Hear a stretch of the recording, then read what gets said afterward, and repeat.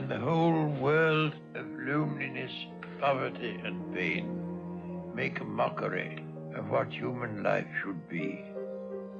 I long to alleviate evil, but I cannot, and I do suffer. Supposing that I say to you, each one of you is really the great self, the Brahman. And you say, well, all you've said up till now makes me fairly sympathetic to this intellectually, but I don't really feel it. What must I do to feel it really? My answer to you is this. You ask me that question because you don't want to feel it really. You're frightened of it. And therefore what you're going to do is you're going to get a method of practice so that you can put it off. So that I can say, well, I can be a long time on the way getting this thing. And then maybe I'll be worthy of it after I have suffered enough. See, because we are brought up in a social scheme whereby we have to deserve what we get. And the price that one pays for all good things is suffering. But all of that is precisely postponement, because one is afraid here and now to see it.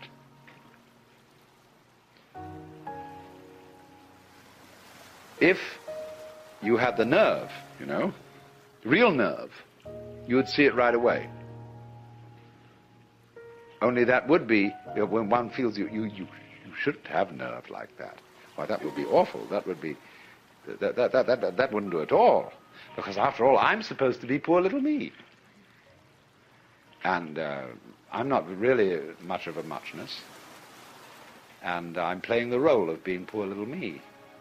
And therefore, in order to be something great, like a Buddha or a Jivan Mukta, one liberated in this life, I ought to suffer for it.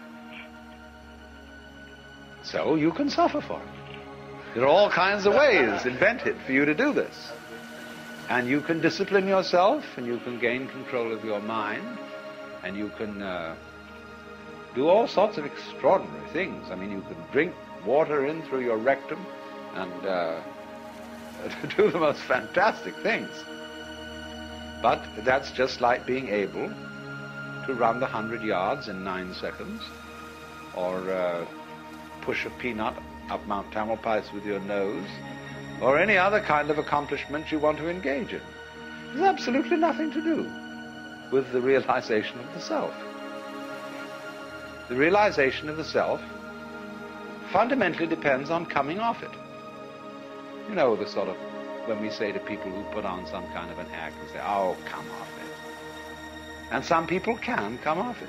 They laugh and say they suddenly realize, they were making fools of themselves, and they laugh at themselves and they come off it. So in exactly the same way, the guru, the teacher, is trying to make you come off it. Now, if he finds he can't make you come off it, he's going to put you through all these exercises, so that you, at the last time, when you've got enough discipline, enough suffering, and enough frustration, you'll give it all up and realize you were there for the beginning and there was nothing to realize. But the guru is very clever. He says, all right, if this is the way you have to go, this is the way you have to go. You asked for it. You came to me, I didn't invite you, you see, the guru says. You came to me and said, I want to learn yoga. Well, he said, yoga is union. You're tattvamasi, you're that. Well, no, you say, I'm sorry, I don't understand that, because I only get it intellectually, I don't feel it. Oh, he says, you're one of those. So, see, I've got to satisfy you. The customer is always right. No? I've got to give you all this work to do, because you can't see directly that this is so.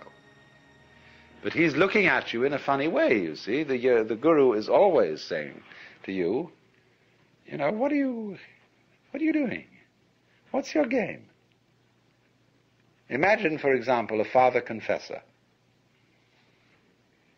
and you feel terribly guilty that you've committed murders and robberies and adulteries and fornications and all kinds of arson and injury to people and financial shenanigans.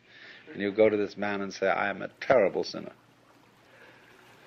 He says, really? He said, I have murdered somebody. He said, how many times? And you think, oh, good Lord, this man doesn't realize how awful I am. And you recite all these things. He's perfectly calm. And then you say to him, well, you don't seem to be very shocked. He said, you haven't confessed any serious sins. He said, what do you mean by a serious sin? Well, he said, what do you think? Well, I don't know. I just feel wrong. I just feel there's something in the basis of me that tells me that I am not what I ought to be. Could it be that I'm spiritually proud? That I'm egocentric? He says, no, this is not. It's very usual. This is quite ordinary sin. But he says, you are guilty of something really terrible. And what could that be? Well, I have no idea. Now he says, come on.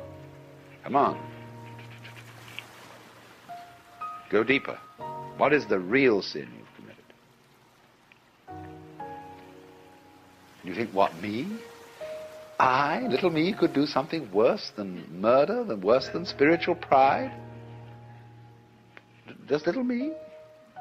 I mean, I'm a reasonably well-intentioned person. What could that be? And he looks at you in a funny way. He says, you know. You know, it's a kind of a Kafkaesque situation where you're accused of a crime that's not specified, and yet the accuser says, you jolly well know what you've done. Of course, we can't mention it.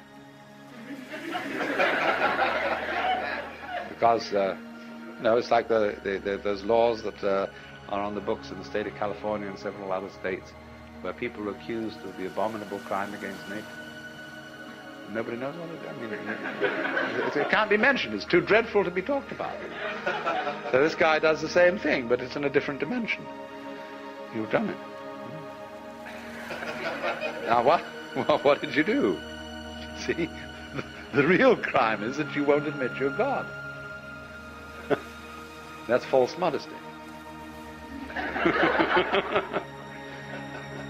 So the Guru challenges, you see. He challenges you. If you raise the question, he doesn't go out and preach in the streets. Say, come on everybody, you ought to be converted. He sits down under a tree and waits. And people start coming around, and they offer him propositions. He answers back. And he challenges you in any way that he thinks is appropriate to your situation. Now, if you've got a thin shell and your mask is easily dispatched with, he simply uses what we might call an easy method. He says, listen, Shiva, come off it. Don't pretend you're this guy here. I know who you are. And the guy sort of twinkles a bit and says, well, I guess you're right. But the people aren't like that. They have very thick shells. And so he has to invent ways of cracking them. So here is how it goes.